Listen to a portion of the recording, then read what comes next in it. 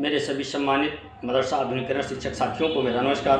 मैं पंकज मिश्रा, मदरसा आधुनिक शिक्षक। दोस्तों, जैसा कि आप जानते हैं कि मदरसा आधुनिकीकरण शिक्षकों की समस्या इस समय काफ़ी गंभीर विषय बना हुआ है। उसके समाधान के लिए लगातार प्रयास किए जा रहे हैं, लेकिन वो प्रयास हम लोगों का अभी तक सफल नहीं होता दिख रहा था। लेकिन अब कुछ संभावनाएं हम लोगों के लिए बनी है। तो दोस्तों, आप लोगों से मैं कहना चाहता हूँ कि आप लोग थोड़ा धैर्य का परिचय दें और हम लोगों के लिए कुछ अच्छा होगा। जैसा कि हम लोग लगातार ये प्रयास कर रहे हैं कि हम लोगों का काम कैसा भी करके जल्दी से जल्दी हो सके। अब कुछ शिक्षक साथी हमारे काफ़ी परेशान हो चुके हैं। कुछ शिक्षक साथी हमारे बम्बई, लुधियाना, दिल्ली आदि जगहों पर जा करके अपना जीवन चलाने के लिए मजबूर हैं। कुछ शिक्षक साथी हमारे पंचर लगा रहे हैं, पंचर बना रहे हैं, कोई ठेले लगा रहा है, सब्जी बेच रहा है। दोस्तों, उसी में से मैं भी हूँ। मैं भी अपने जीविका चलाने के लिए तरह तरह के काम करता रहता हूँ कि किसी तरह से हमारा परिवार चलता रहे। मेरे दोस्त, समस्याएं थोड़ी विकराल हुई है, लेकिन एक सूचना जो मिली है वो अत्यंत परेशान करने वाली सूचना है। कुछ ऐसी आवाज़ें दबे जुबान से निकल रही हैं कि एडेड मदरसा वालों ने हम लोगों के खिलाफ एक बार फिर बहुत बड़ा षड्यंत्र रच दिया है। उस षड्यंत्र में उनको कामयाब बनाने के लिए हमारे विभाग के कुछ अधिकारी भी पता चल रहा है कि उसमें संलिप्त हैं। पता ये चला है कि जब से एडेड मदरसों पे जांच आई है, जांच का निर्देश हुआ है माननीय मुख्यमंत्री जी के द्वारा, तब से जो शीर्ष अधिकारी हैं जिनको जिम्मेदारी दी गई थी, पता ये चला है कि एडेड मदरसा वालों का बायलाज चेंज करके ऐसा सिस्टम बनाने की बात चल रही है कि जो मैनेजर की व्यवस्था है वो व्यवस्था खत्म ना हो। सरकार ये चाहती है कि भर्ती आयोग से हो, लेकिन कुछ लालच बस कुछ लोगों के द्वारा इस षड्यंत्र को रचा जा रहा है। ऐसी सूचनाएं मिल रही हैं दोस्तों। ये कोई विश्वसनीय या फिर क्या कहते हैं, प्रूफ अभी नहीं हो पाया है। जैसे प्रूफ मिलेगा मैं प्रूफ भी दिखाऊंगा, लेकिन इतना मैं जरूर कहता हूं कि अगर धुआं उठा है तो आग जरूर लगी होगी। बिना आग लगे धुआं नहीं उठ सकता है मेरे दोस्त। और हम लोग जानते हैं कि आधुनिकीकरण शिक्षकों के लिए एडेड वाले मदरसे के संचालक किसी भी हद तक जा सकते हैं, इतना मान लीजिए। और उसमें हमारे कुछ संगठन के शीर्ष पदाधिकारी भी सम्मिलित हो सकते हैं, उनकी सम्मिलितता हो सकती है, क्योंकि उनको केवल पैसा चाहिए, न कि मदरसा आधुनिकीकरण शिक्षकों की जिंदगी को बनाने के लिए प्रयास करना है। उनको इनकी जिंदगी को तबाह करने के लिए कुछ भी कर सकते हैं। मेरे दोस्त, आप होशियार रहें, सजग रहें, अपने लिए जागृत हों। और अब वो समय आया है कि अब जाकर के हमको इस बात की तहकीकात करनी होगी, इस बात की जानकारी लेनी होगी कि जो ये सूचनाएं मिली हैं, जो ये अफवाहें उड़ी हैं, तो क्या ये सही है या गलत। अगर ये सही है तो एक बार फिर हम लोग इनके जाल में फंसते नजर आ रहे हैं। अगर ये अफवाहें हैं, खैर अगर ये अफवाह ही रह गई तब तो खैर कोई बात नहीं, लेकिन अगर ये सच है तो एक बार फिर मदरसा आधुनिकीकरण शिक्षकों के जिंदगी के साथ बहुत बड़ा धोखा करने का षड्यंत्र रचा जा रहा है। मेरे दोस्त, जो मुख्यमंत्री महोदय जी ने एक कमेटी गठित की थी, उसमें कुछ अधिकारी कर्मचारी भी रखे गए थे। उनके देखरेख में माननीय रजिस्ट्रार महोदय श्री आरपी सिंह जी के देखरेख में एडेड मदरसों की जांच सौंपी गई थी। और ये जांच कब फाइनल होगा ये देखने वाली बात होगी, लेकिन फाइनल होने से पहले ही आधुनिकीकरण शिक्षकों के लिए बुरी खबर आई है।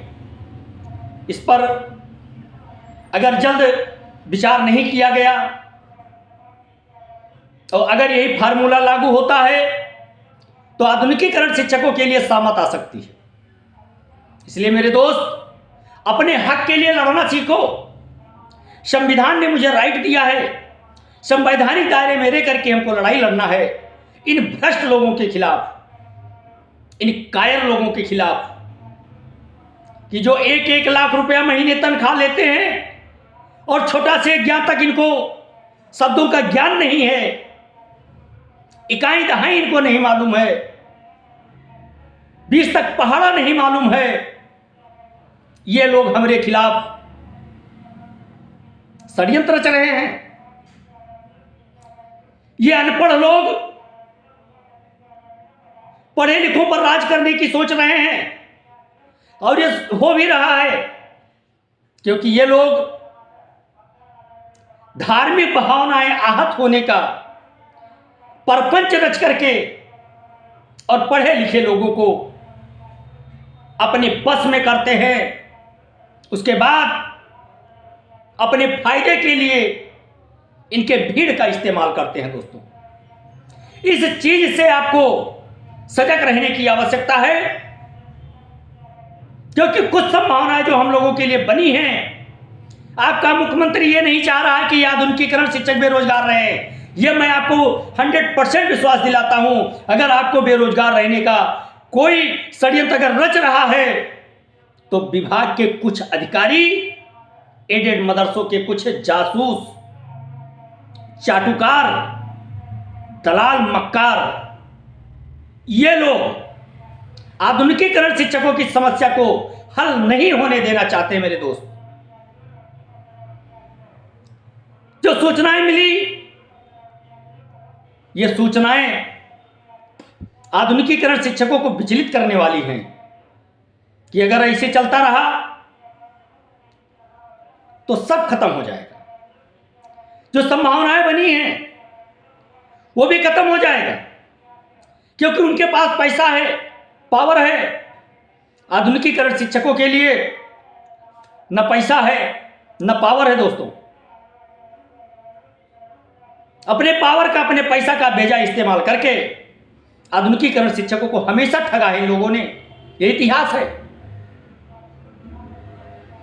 लेकिन हमारे संगठन के नेता इस समय घरों पर सोए हुए हैं, केवल वो नया नया तरीका ढूंढ रहे हैं कि आधुनिकीकरण शिक्षकों के शरीर में जो थोड़ा सा ब्लड बचा है ना, उसको भी निकाल लिया जाए, उसको भी ब्लैक कर लिया जाए।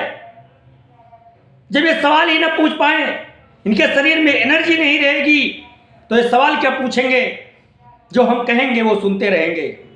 मेरे दोस्त, ऐसे बहुरूपियों से शांत रहने की अपील मैं लगभग 1.5-2 साल से करता आ रहा हूं, लेकिन आपके कानों में जूं नहीं रेंग रही है। और जो मैंने कहा है वो चीजें बराबर सामने आती गई हैं। मेरे दोस्त, आपको मैं बताना चाहता हूं, एक शिक्षक साथी ने कहा, एक ग्रुप पर एक मैसेज आया, उस पर यह मैसेज लिखा हुआ था कि एडेड मदरसों के लिए काम हो रहा है, आधुनिकीकरण शिक्षकों के लिए कुछ नहीं हो रहा है, ना होगा। तो मैंने उस पर जवाब दिया। मैंने कहा कि आप लोग परेशान ना हो, जो षड्यंत्र रचा जा रहा है धीरे धीरे करके इतिहास के पन्नों में आपको खोने के लिए बहुत बड़ा षड्यंत्र रच लिया गया है। उनका जवाब आया, मैं परेशान नहीं हूं, परेशान तो आप हैं। उन्होंने कहा, बचा ही क्या है? बिल्कुल बेशक कुछ नहीं बचा है मेरे पास खोने के लिए, बस केवल मेरा शरीर बचा है, बाकी कुछ नहीं है। लेकिन पाने के लिए तो बहुत कुछ है अपने पास, अभी समय है। मैं समझ सकता हूं भाई साहब के लफ्जों को कि वो परेशान नहीं है, क्योंकि उन्होंने कभी मेहनत से मदरसा जाकर के पढ़ाया ही नहीं। परसेंटेज पर काम करने वाले वो लोग हैं जो कहते हैं कि परेशान क्यों हो, और मुझे कहते हैं कि परेशान तो आप हैं। बिल्कुल मैं परेशान हूं भाई साहब, क्योंकि मैंने मेहनत से पढ़ाया है अपने मदरसे में। मैंने अपना बहुत कुछ खोया है इस मदरसे के पीछे, इसलिए मैं परेशान हूं, इसलिए मुझे तकलीफ हो रही है। और आप देख रहे हैं कि इतनी गर्मी में मैं बैठ करके आपके लिए वीडियो संदेश बना रहा हूं, मैं परेशान हूं। आप देख सकते हैं मेरा पूरा शरीर भीगा हुआ है, पसीना चू रहा है। लोग जब वीडियो बनाते हैं तो मेकअप करके बनाते हैं, लेकिन मैं नकली नहीं हूं, मैं असली पंकज मिश्रा हूं। और एक कहावत है कि जो पानी से नहाता है वो लिबास बदलता है, और जो मेरी तरह पसीने से नहाएगा वो इतिहास बदलेगा। मेरे दोस्त, ये देखिए पूरा शर्ट हमारा भीगा हुआ है, लेकिन फिर भी मैं आपके लिए वीडियो संदेश बना रहा हूं। क्यों? क्योंकि मैं अपनी जिम्मेदारी समझता हूं कि मेरी तरह बहुत से शिक्षक साथी हमारे परेशान हैं। मैं उनको प्रयत्न कर रहा हूं कि वो जागें, अपने लिए लड़ना सीखें, लेकिन वो तो नहीं जागे। लेकिन जगाते जगाते गालियों का एक कमरा भर गया, गालियां मिलती गई, लेकिन उसको भी मैंने दरकिनार कर दिया कि मुझे गालियां दो, लेकिन जागो। नहीं जाग रहे हैं, अपना नुकसान तो कर ही रहे हैं, साथ साथ उन लोगों का भी नुकसान कर रहे हैं जो लखनऊ तक पहुंचने के लिए उनके पास किराया नहीं है, शाम को सब्जी ले जाने के लिए उनके जेब में पैसा नहीं है, कपड़ा धुलने के लिए उनके पास सरफ का पैसा नहीं है। ये लोग भी परेशान हैं। मेरे दोस्त, मैं आपके लिए वीडियो संदेश बनाने के लिए कहीं से मैं एमबी की व्यवस्था कर लेता हूं, लेकिन मैं भी परेशान हूं। मैं वीडियो संदेश बनाता हूं, इसका मतलब यह नहीं है कि मेरी इतनी कमाई हो जाती है कि कुछ हो या ना हो कोई फर्क नहीं पड़ेगा। मेरे दोस्त, मेरी बातों को समझने का प्रयास करें। मैंने कभी भी आधुनिकीकरण शिक्षकों के लिए बुरा नहीं सोचा है, और मुझे आशा है, उम्मीद है कि उत्तर प्रदेश के मुख्यमंत्री श्री योगी आदित्यनाथ जी के नेतृत्व में मदरसा आधुनिकीकरण शिक्षक अपने खोए हुए सम्मान को पाने में कामयाब जरूर होगा। लेकिन ये कुछ अधिकारी